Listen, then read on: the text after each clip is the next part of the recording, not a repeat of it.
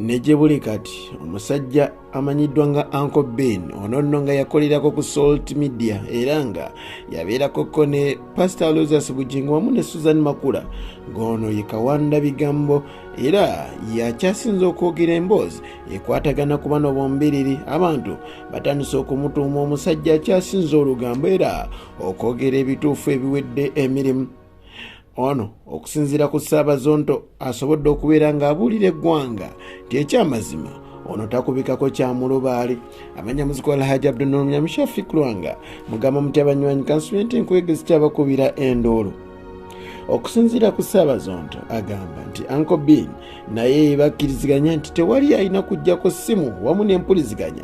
Kino nno kibasobozesa okubanga buli omu amanya munne wawaabaali okusingira ddala Uncle Ben oba MC Uncle Ben okusobola okubeera ng'aweebwa obukuumi obusingawo.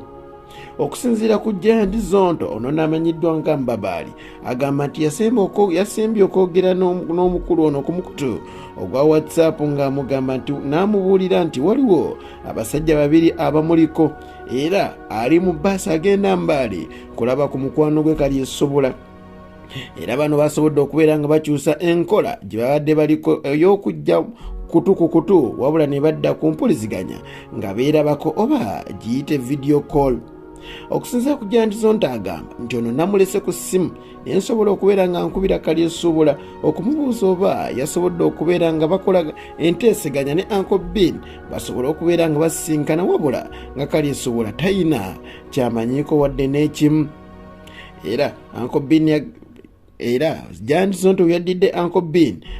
Uncle Ben yamugambye nti ekyamazima sirina buzibu bwonna wabula kansooke mmalirize byendiko.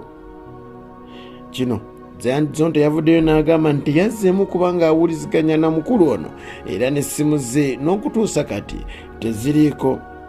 Ben yalina okusisinkana Bizonto okusobola okukola olugambo olulala ku bakulu bano Suzan Makula wamu ne Bugingo era tekyasobose olunaku olw'olwaleero. Okusinziira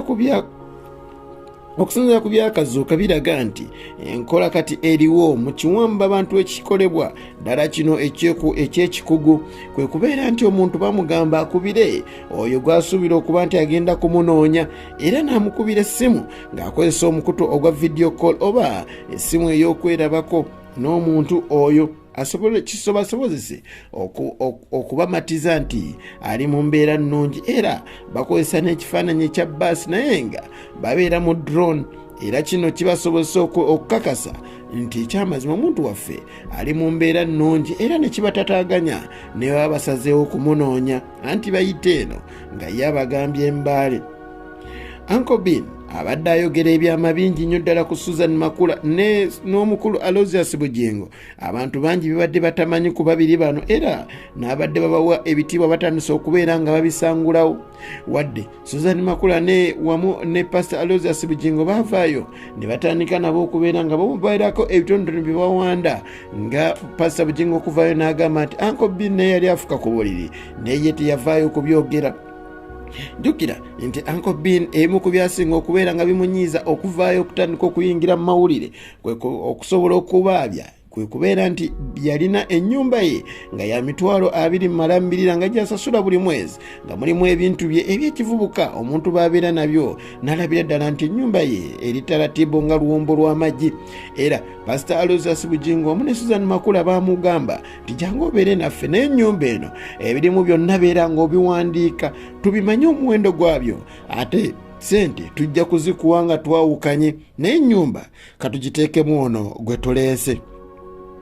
Uncle Ben yakkiriza n'abeera n'omusumba wa Mukama era bw'atyo n'atandika okubeera nabo n'abeera nga house boy ate nga bw'akolako mukutu gwa Salt ng'era $50,000 obweddu gye gimuweebwa naye Ben ekyasinga okubeera nga kimunyiiza kwe kubeera nga bwe yamaliriza bw'ati n'asalawo abeere ng'ayawukana n'abakulu bano ate atandike naye okubeera obwomu bwa namunigina wamu n'omukyala bw'atyo baamumma ebintu bye era ye batyo tewali kye baagulako ku TV rediyo gye yayina firiji gye yayina ekitanda na buli kimu ebibeera mu nnyumba ddala ez'abavubuka n'entebe tewali n'ekimu kye baamugulirako era Uncle Ben agamba nti yeebakanga wansi kakutiya era nga talina wadde omufaliso.